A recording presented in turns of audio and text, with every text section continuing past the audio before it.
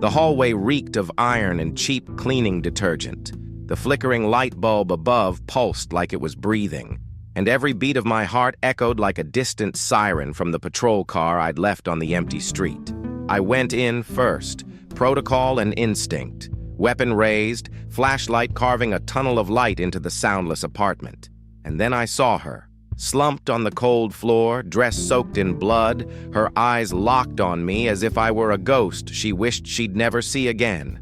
My ex-wife. Time stopped, and everything I'd been trained to do vanished into one question no academy had ever prepared me for. How do you hold up a world collapsing under your own name? Stay calm. Breathe with me, I whispered, but my voice cracked. It's not my blood, she muttered, trembling hands holding up an old ring, ours, stuck to a blood-stained note. He knows. Behind her, drag marks stretched toward a half-open door. The wood creaked on its own. I stepped forward, thumb sliding the safety off, and from the darkness, a voice called out my childhood nickname, the one only my family ever used. I grew up in the outskirts of São Paulo, where the sound of sirens blended with birdsong at dawn.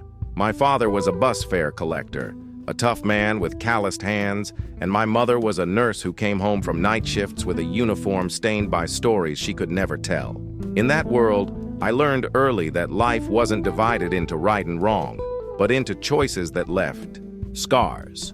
I chose the police because I wanted to be the difference between chaos and order, because I wanted to stand in the middle of the fire and still be able to breathe.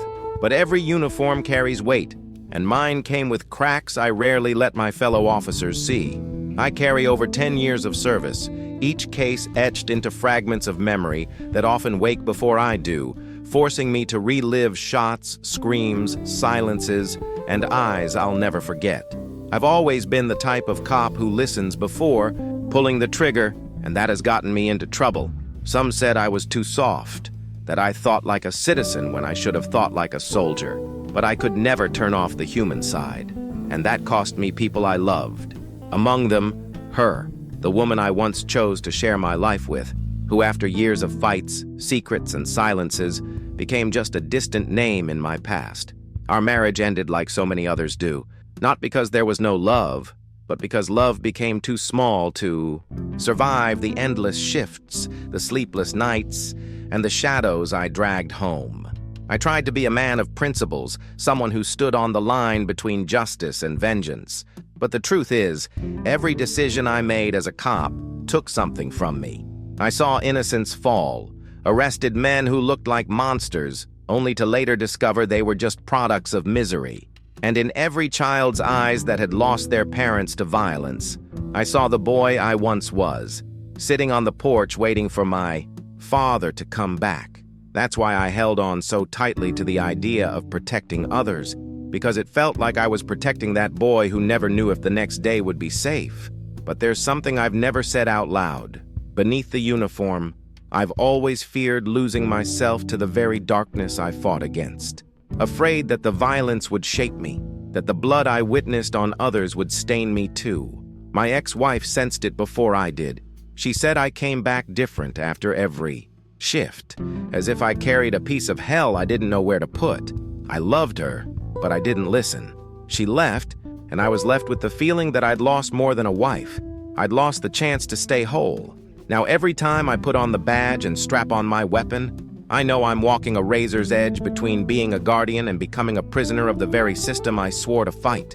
I've buried fellow officers, held widows as they cried, and seen children cling to lifeless bodies, and each of those moments has shattered me a little more. Still, I go on. I go on because I don't know how to live any other way. Because deep down, maybe being a cop is the only way I've found to deal with the ghosts.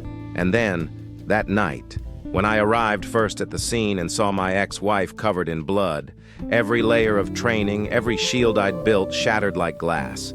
I wasn't just the cop responding to a call. I was the man whose heart, despite everything, was still bound to that woman. And from that moment on, there was no manual, no protocol, no command that could prepare me for what was coming. I was standing on the edge of my own humanity, and for the first time, I didn't know if I could cross it without losing myself completely. The radio crackled with that metallic interference that always feels like a prelude to disaster, even before the dispatcher's voice comes through. It was a little past 10 on an ordinary Tuesday night when the call came in. Possible homicide in E. Progress, neighbors reporting screams, and the sound of furniture being dragged inside an apartment on the 5th floor of a modest building in the south side of São Paulo. The dispatcher's voice was urgent, clipped, demanding immediate response. But what froze my blood wasn't the urgency. It was the address. I recognized it instantly, against my will. It was the building my ex-wife had moved into after the divorce, the one I avoided passing by so I wouldn't rip open an old wound, for a split. Second, I thought the universe was playing a cruel joke, but radios don't lie. That address was real, and someone was screaming for help there. I was on patrol alone that night, reassigned to cover a different area, and the nearest unit was still minutes away. My hand gripped the ignition, and the engine roared like it understood the weight of the mission. Every block I sped through with the siren blaring was a battle between discipline and panic. The cop in me knew this was just another high-risk call, one that required cold blood and procedure. But the man in me, the man who once shared a home, a bed, secrets, and fights with that woman, felt it like a personal summons, as if it were my own life in danger. As the streets blurred past, memories of the past clashed with the present. Nights I'd parked on that same street to pick her up after work. The smell of the coffee she brewed to wait for me after long shifts. The last fight, sharp words like blades that left wounds deeper than either of us admitted. And now the same address pulsed in the radio like a death sentence. I couldn't shut it out. The dispatcher repeated, "Back up en route, but priority goes to the first unit on scene." And I knew that unit was me. My grip on the steering wheel turned my knuckles white. My breathing quickened, sweat sliding down my neck, despite the night air rushing through the open window. The city around me was nothing but a smear of lights and shadows. Red lights ignored, distant. Horns, the hammer of my own heartbeat louder than the siren. Inside the patrol car, it felt like the air had grown heavy, as though even the static of the radio understood the weight of where I was headed. For a moment, I thought about calling command, asking to be replaced, citing conflict of interest. But who was I fooling? I couldn't stand on some distant corner knowing that apartment might be hiding the worst. Protocol said one thing. My soul said another. And for the first time in years, I chose my soul. The closer I got, the stronger the tension gripped me. When I turned onto the street, the yellow streetlights barely lit the cracked sidewalks, and her building loomed darker than the others. Neighbors were already outside, gathered at the gate, their faces pale, cell phones in hand, but none of them dared to go in. They all stared upward, as if the tragedy had a fixed address. I parked the patrol car out front, cut the siren, though it still roared inside my head. Before I even stepped out, my body was in full alert, every muscle taut, every sense sharpened to a blade's edge. Hand on my gun, I took a deep breath and walked to the gate. The doorman was shaking, pointing toward the 5th floor, unable to string a full sentence together. From his trembling mouth, one word came clear: blood. The call had just turned into a personal abyss. And as I climbed the stairs, each step thudding like a war drum, I knew what awaited me behind that door wasn't just another victim of urban violence. It was the greatest confrontation of my life, facing the woman who still haunted my thoughts, now swallowed by the very horror I had sworn to fight. The building carried that bittersweet stench of old hallways, cheap disinfectant mixed with hidden mold, and the nervous sweat of residents rushing past. With every floor I climbed, the echo of my boots grew louder, as if the walls themselves were warning me there would be no turning back. On the 5th floor, silence wasn't silence at all. It was a breath held tight, the kind that comes before a bomb goes off. Her apartment door was ajar, a thin strip of yellow light spilling into the hallway like a vein of liquid fire. My heart pounded in rhythm with the pressure of my hand gripping the gun, and every second before pushing that door open felt like an eternity stretching across my chest.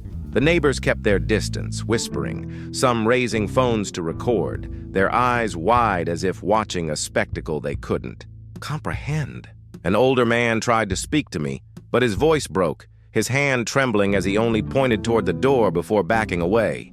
That gesture spoke louder than words. I drew a long breath, trying to lock myself back into the armor of a cop, but it didn't fit right. I wasn't just an officer here.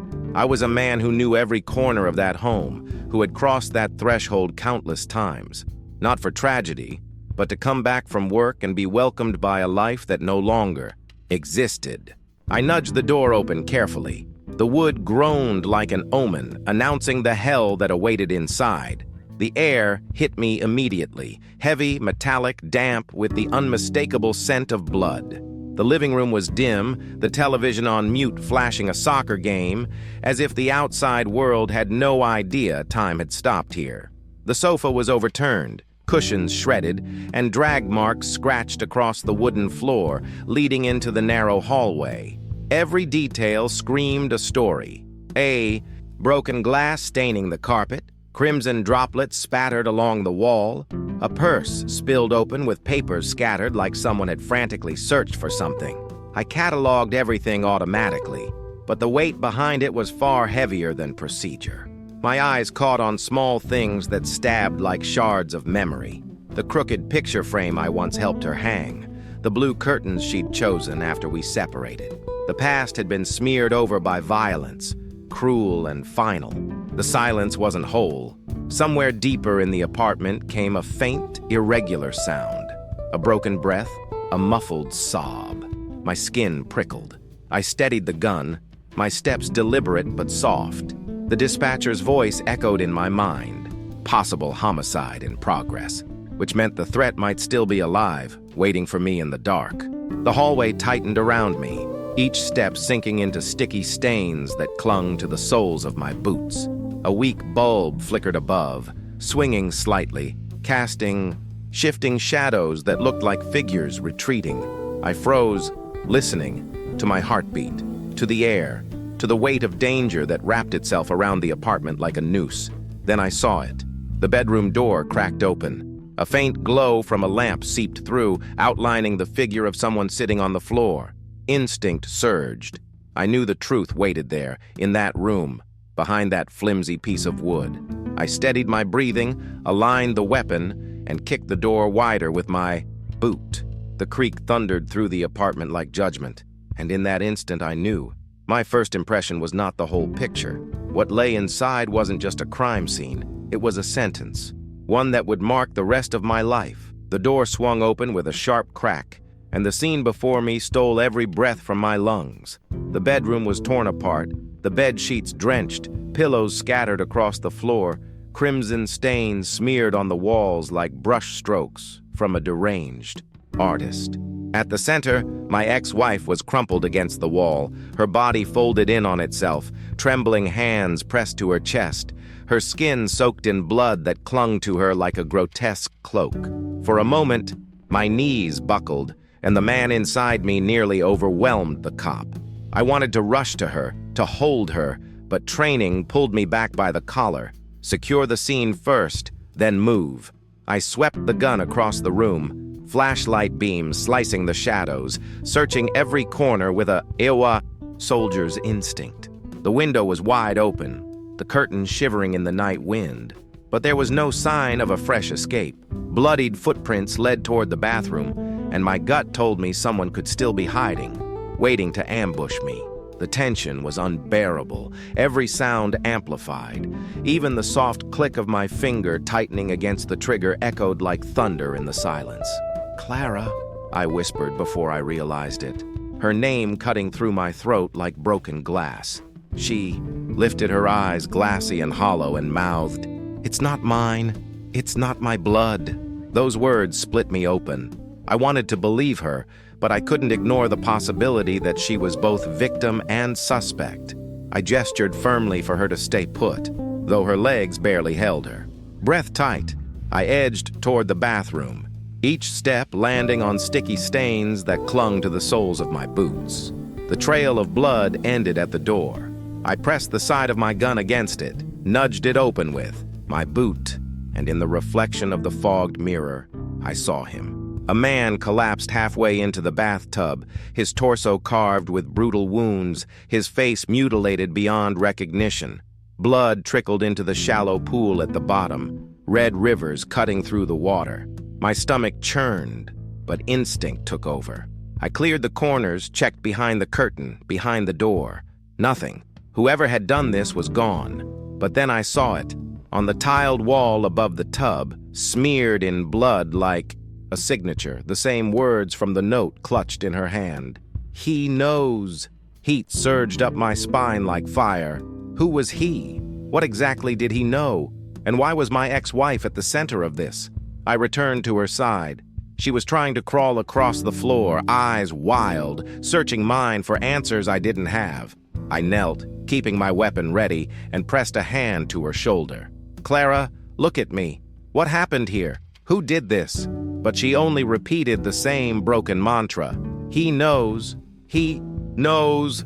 The radio at my hip suddenly screeched, command demanding an immediate update. But the words felt like they came from another world. I couldn't answer. The scene was still alive, pulsing with danger, and then it came. A sudden thud from the hallway. Not my imagination. Someone else was inside. My teeth clenched, and I rose to my feet in a flash, weapon aimed at the doorway leading back to the living room. My heart hammered, sweat dripping into my eyes. The instinct was clear, real. Danger, present threat. The operation wasn't over. It had only just begun, and I no longer knew if the finger on the trigger belonged to the cop or to the broken man standing in the ruins of his past. I grabbed her phone off the floor before I even thought about it. The screen cracked, a crimson smear in the corner, the camera still running as if it had captured something her body couldn't speak. My thumb, trembling, tapped play, and the room filled with raw sound, dragging footsteps, ragged, breathing, and then a voice that cut deeper than any blade. My childhood nickname, spoken with a mix of disdain and familiarity. My chest seized. That voice carried pieces of my past no one else should know. It spoke of old names, broken promises, a debt buried in time that only we remembered. The shaky video showed the hallway wall, cluttered with something I didn't notice before. A collage, a mural of photos tacked up like trophies, yellowed clippings, torn fragments of family gatherings, and at the center, an image that hit me like a punch to the gut. A photo of my son as a child. The same photo I'd once glued into an album, smiling, proud of time frozen in innocence. Now it was here, pinned like evidence. Across the corner, scrawled in rushed, bloody handwriting, were the words, "He knows." The phone slipped in my hand. My thoughts scrambled for logic. This wasn't random.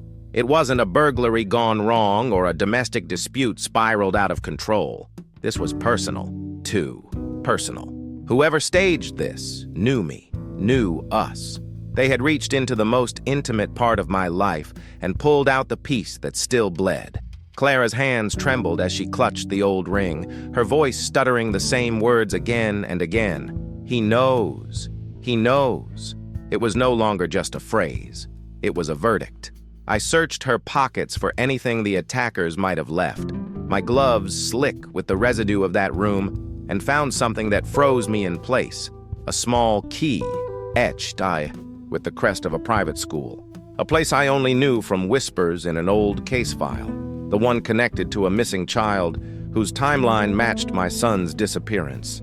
My pulse pounded, as if my heart wanted to break free from my chest. It was no longer about her. It wasn't about the dead man in the bathtub or the chaos of that night. The center of it all was me, my family, my son. The name etched in blood on those walls was my sentence. The video ended with a blur of movement, the camera spinning to reveal, for an instant, the face of the one recording. Not fully visible, but the eyes. They were familiar, hardened, carved with rage and abandonment that mirrored my own. Eyes that could only belong to someone who had lived my same story, but on the other side of the line. And in that moment, as the screen went black, one truth settled in like poison. This wasn't just a crime scene. It was a message, I wasn't investigating anymore. I was the target. And whoever he was, he knew everything. I had never felt the weight of the badge pressed so tightly against my chest as I did that night. On the outside, I stood steady, weapon raised, eyes scanning every detail, body trained to react. But inside, I was shattering. It felt like there were two versions of me in that apartment. The cop, drilled to collect evidence, secure the perimeter, call for backup, and the man, broken open, staring at the woman he once loved, and the ghosts of a past he had buried under the uniform. My mind spun in vicious circles. If Clara was a victim, my duty was to shield her, to become the wall between her and the horror bleeding through those walls. But if there was even the slightest chance she was involved, I was supposed to treat her as a suspect. How could I? How do you point the law at someone who has seen you at your weakest, who once knew your heart better than anyone? The dilemma ate through my sense of duty like acid. Every time I looked at her, I heard her voice from years ago telling me I was becoming a shadow, that each shift stole a piece of me she could no longer recognize. And now she sat there, drenched in blood, whispering those words that tore through me. He knows. The question burning through my skull was cruel and relentless. What exactly have I hidden? Was it possible I'd been burying truths too painful to face? That voice in the dark, calling me by my childhood nickname, the ring with the blood-soaked note, the photo of my son, were they just fragments of trauma or evidence of a secret I'd refused to confront? My hands shook, the gun heavier than it had ever felt. The line between protector and suspect blurred with every beat of my heart. And then came the darker thought, the one that threatened to hollow me out from within. What if he was someone from my own bloodline? What if the person stalking me through the shadows wasn't a stranger, but family? That possibility terrified me more than bullets ever could. I had sworn loyalty to the law, but in that moment I wondered, would I have the strength to enforce it if it meant turning it against my own? The memories clawed back, merciless. Endless nights waiting for word on fallen colleagues, funerals where widows collapsed into my arms, children clutching lifeless bodies, and through it all, Clara's voice pleading for me not to drown in the abyss of this job. I hadn't listened, and now here she was, pulled into the center of a nightmare I couldn't escape. I felt split down, the middle, one half screaming to stick to protocol, call it in, freeze the scene, hand everything over. The other half wanted nothing more than to carry her out of there, to shield her from everything, to rewrite this story with my own bare hands. But there was no rewriting. There was only the cruel reality that I was trapped between the oath I swore and the heart I'd never fully buried. In the end, I understood the truth I had avoided my entire career. This wasn't just about a crime. It was about me. About whether I could face my own reflection and admit that the ghosts weren't out there. They were inside me. And standing in that blood-soaked apartment, I realized I might not walk out whole. Because the battle wasn't only against whoever had left those words on the wall. The real battle was against myself.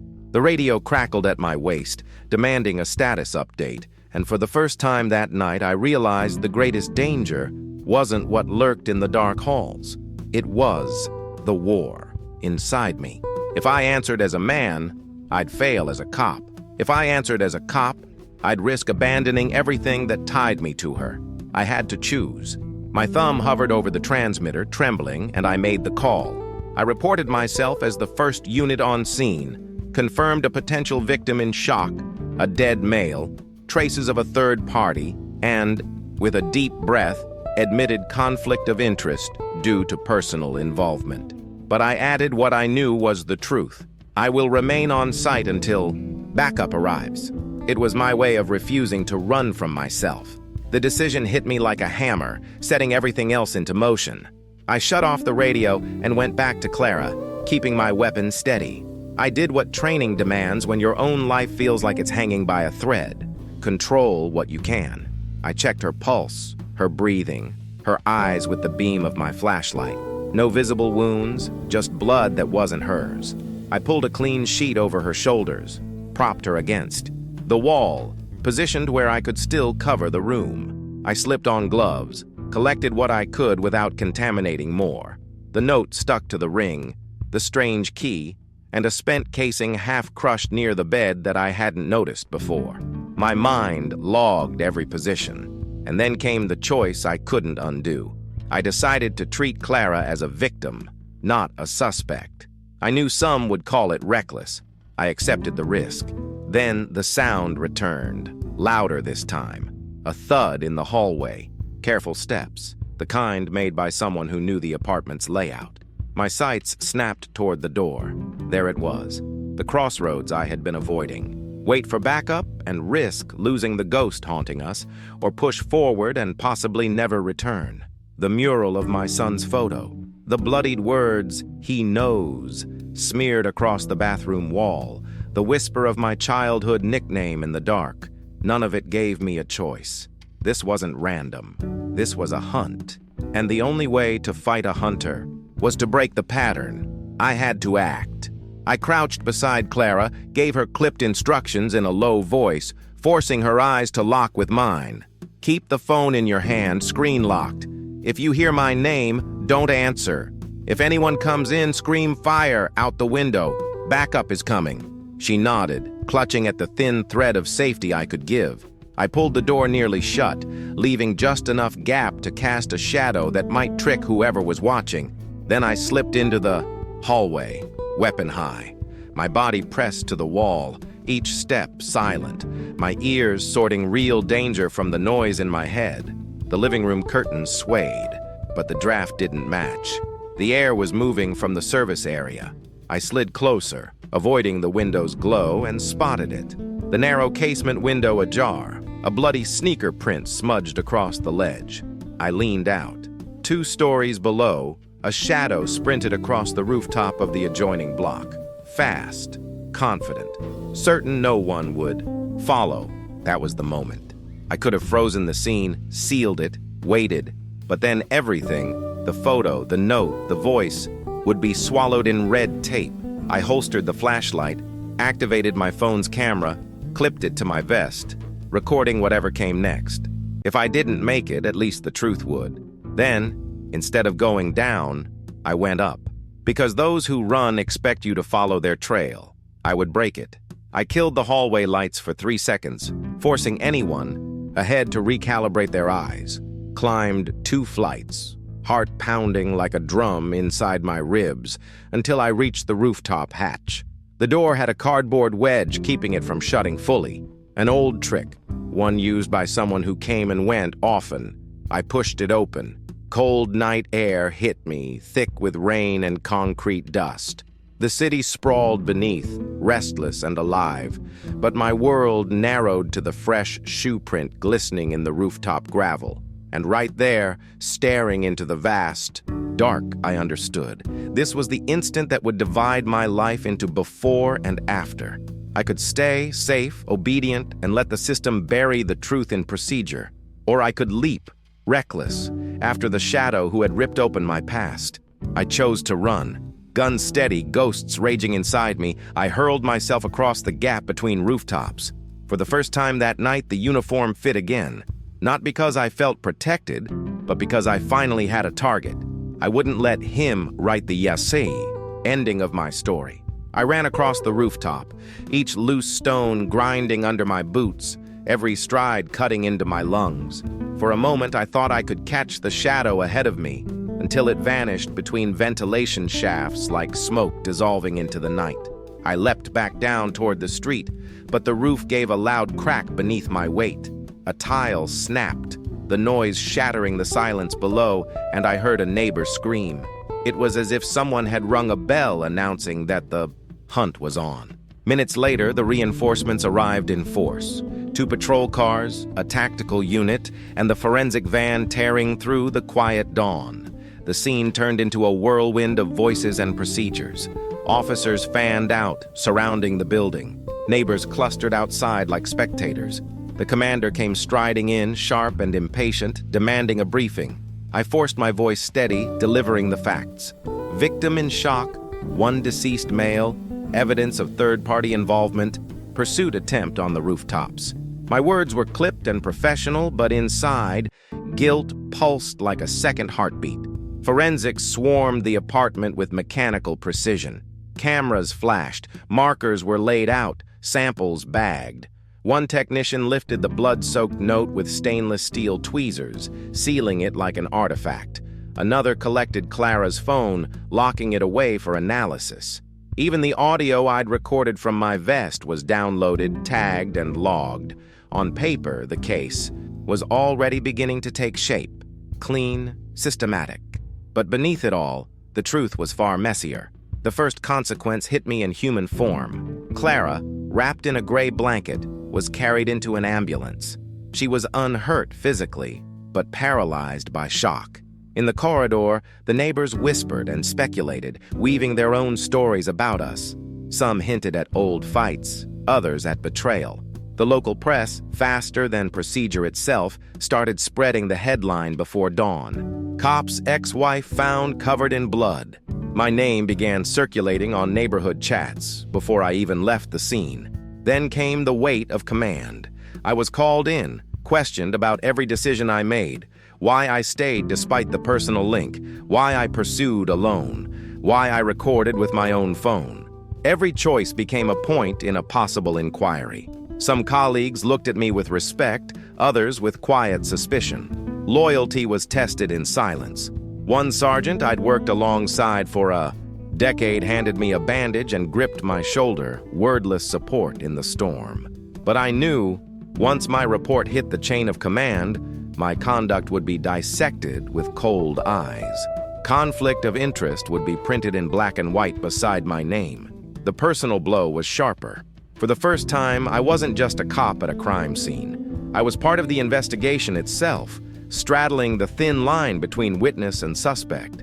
My private life, once buried under routine, was now exposed, under fluorescent light. The FARDA no longer shielded me. It magnified the cracks. And inside me, a deeper fear took root. Whoever left that message wasn't finished. If the target was my family, the next move could be worse. Before dawn, forensics confirmed the presence of a third individual. Partial prints on a glass, fibers from a jacket, faint traces on the ledge outside. It was proof that someone else had been there, someone who vanished into the night but left enough behind to prove they existed. The case wasn't random, wasn't messy chance. It was deliberate. As the team wrapped up, I walked through the apartment one last time. The room was empty now, stripped of life, but the drag marks on the floor and the red stains etched into the wood felt permanent. The old picture frame was still crooked on the wall. The curtains still swayed in the breeze, but everything else had changed. I stepped outside into the weak light of morning, sweat drying cold on my back, and made myself a silent promise. If the system tried to bury this case like it did before, I wouldn't let it. Whatever it cost me, I would chase the truth down myself. The official report said the immediate response was successful, the victim secured, the body recovered, the evidence preserved. But the real consequence was clear to me alone. Nothing about my life would ever go back to what it was. I was sitting in the back seat of a patrol car, kept away from the main scene, when the lead investigator approached. He had that cold stare of someone trained to pull truths out of people who don't want to speak. He asked to talk alone, and I knew right away this wouldn't be just another routine debrief. The air smelled of cigarette smoke and gasoline, and the silence of the street seemed to lean in to listen. "You know this is going to blow up in the news, don't you?" he said, lighting up without waiting for an answer. A cop's ex-wife found covered in blood, a message written in it, your childhood nickname whispered on a recording, and a mutilated body in the apartment. If you don't speak now, someone else will write your version for you. I swallowed hard. My instinct was to stay quiet, but his stare pressed into me like a mirror. I told him what I had seen. The note, the mural, the recording on her phone, my son's photo pinned to the wall. When I mentioned my son, his eyes sharpened. He leaned in as if he'd just uncovered the crack he'd been looking for. Your son went missing. Years ago, didn't he? That case was never solved. And now suddenly, a photo of him shows up in this apartment. Don't talk to me about coincidences. I don't believe in them. My chest tightened. I wanted to deny it, but the knot in my throat betrayed me. The memories came flooding back, the endless waiting, the silence after the investigation went cold, the way the world moved on while I stayed trapped in that night. I had never healed from it. I had never accepted it. And now, someone had dragged it back into the light. He exhaled smoke slowly, his eyes never leaving mine. That voice in the recording, the one that said he knows. You realize what that means. Someone close to you, someone with intimate access to your life has decided to reopen the wounds you tried to bury. But what worries me isn't the message. It's how involved you already look. What aren't you telling me, Lieutenant? In that moment, I felt the ground shift beneath me. I wasn't just a cop reporting in. I was a piece of the puzzle. The line between officer, victim, and suspect had blurred. If I kept hiding things, I'd sink with the case. If I spoke, I'd rip open the secrets I'd been trying to survive for years. So I made a choice. I confessed something I hadn't told even Clara. For months, I'd been receiving anonymous envelopes, newspaper clippings, old photos, cryptic notes about my son's disappearance. I ignored them, thinking it was some sadist toying with me.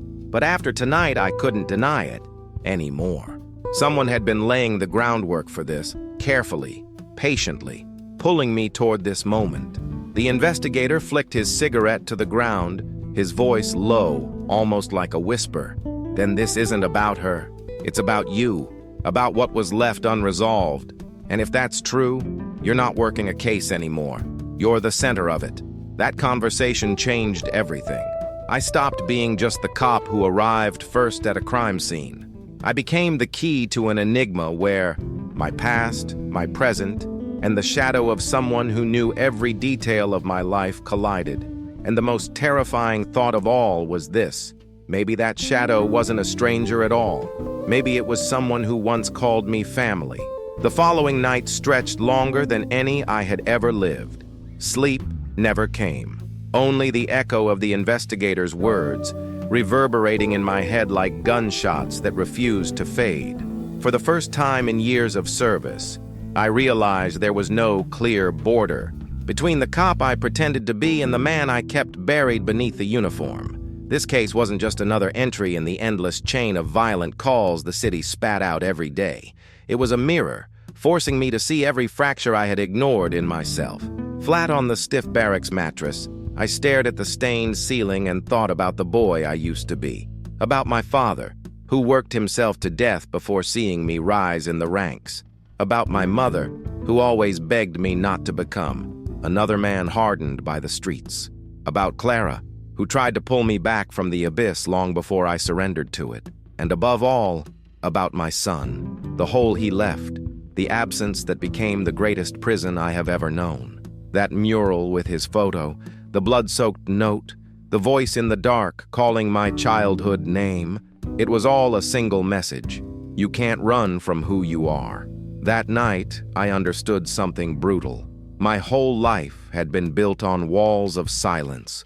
I followed procedures, obeyed the chain of command, served the system. But I never had the courage to face my own ghosts.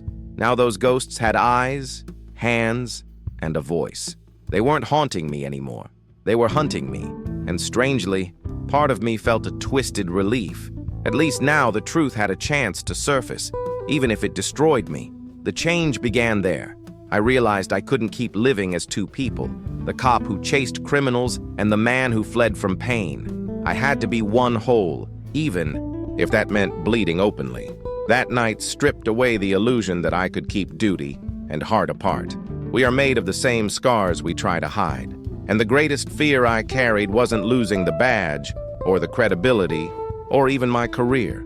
The real fear was far deeper.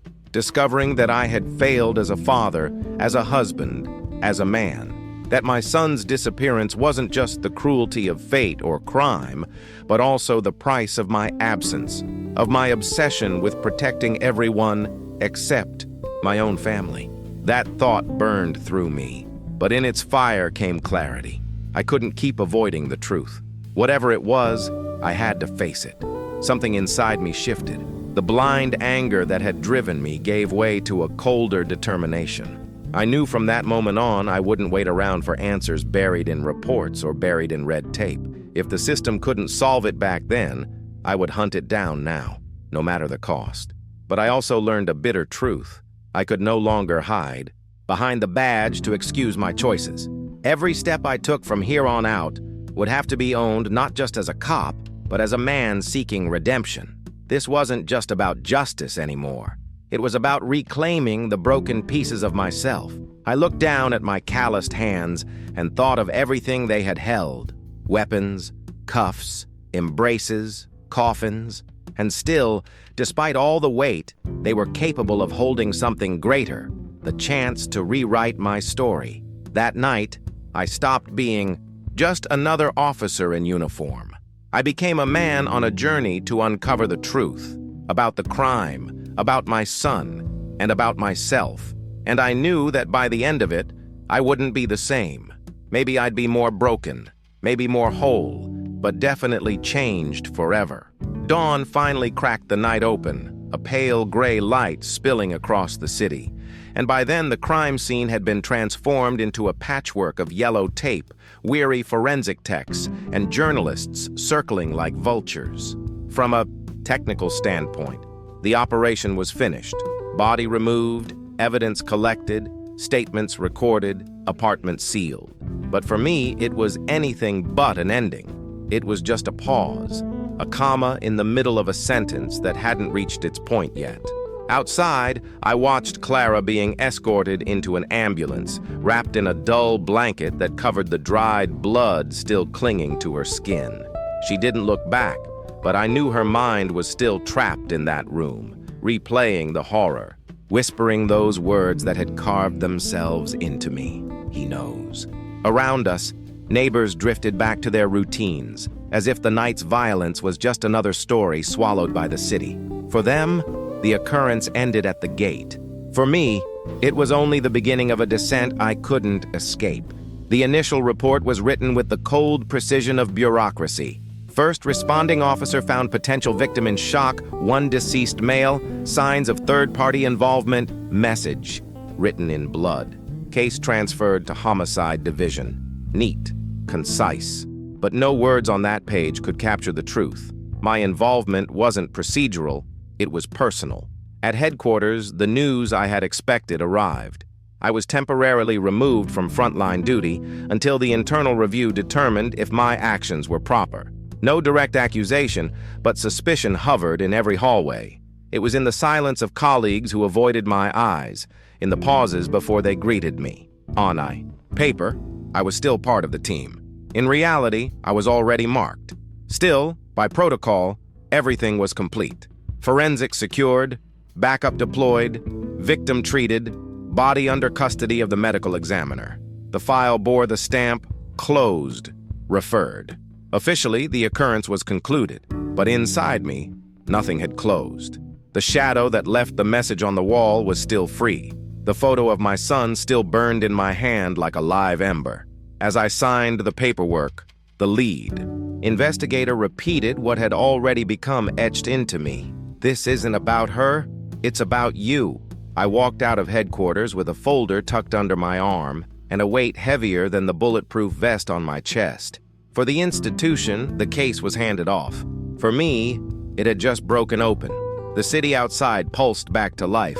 Traffic horns, children on their way to school, vendors setting up carts, all as if nothing had happened. But I felt out of sync, stuck in a night that refused to let go. The official conclusion brought no relief, only the certainty that the real answers wouldn't be found in those reports.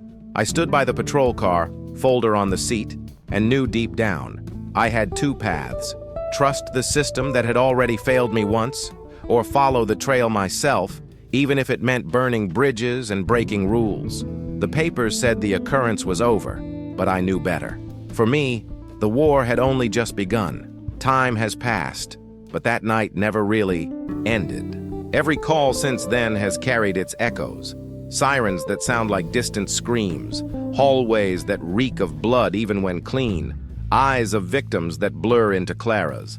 And no matter how many official reports stamp the word closed, I learned some cases don't fit inside files. They don't end with signatures or with yellow tape being pulled down. They live inside us, silent, like scars no one else can see but that we feel every day. I learned the badge protects the body, but not the heart. For years, I hid behind it, convincing myself that being a cop was enough to give my life meaning, that serving the law would align everything else. But that case proved otherwise. The badge didn't absolve me of guilt, didn't erase the mistakes I made as a husband, as a father, as a man. The law is a straight line, but life twists through shadows, gray zones, and pain where justice on paper never reaches. The harshest lesson was realizing there's no protocol for dealing with the past. You can secure a scene, call for backup, arrest suspects, but nothing prepares you for the sight of the woman you once loved, soaked in blood, whispering secrets no one should know. Nothing trains you for discovering that your own history is tangled in the very crime you're investigating. And yet, that's what reshaped me. Now I understand that courage isn't in pulling the trigger or cuffing a criminal. Real courage is facing the ghosts we carry, admitting our weaknesses, and accepting that behind the badge is a fractured human being still willing to keep going. It's in that fragile balance between strength and pain that I finally discovered who I am. I also learned that answers don't always come when we want them. Sometimes they never come. But that doesn't mean you stop searching. It means you learn to live with the questions. Who is he? What does he know? Why now? I may never have all the answers, but every step I take in the dark is also a step closer to the truth. And if not, the truth in the case, then the truth about myself. When I look at Clara, I don't just see the victim of that night. I see a survivor, not only of blood and terror, but of an entire life beside me. We may never go back to what we were. We may never speak of what was left unsaid, but her survival is proof that life pushes forward, even after the floor is stained red. She reminds me that despite everything, it's still worth fighting. And when I think of my son, of that old, faded photo pinned to the wall, I know the search never ended. Maybe he's only a memory, maybe more. But as long as I breathe, I won't let his image be used as a weapon against me. I'll turn that pain into fuel, to protect others, to ensure no one else lives with the emptiness I do. In the end, the lesson is brutal but simple. No matter how deep the abyss, there's always something inside us that can choose to resist. Not for glory, not for headlines, but because giving up isn't an option for those who have already lost too much.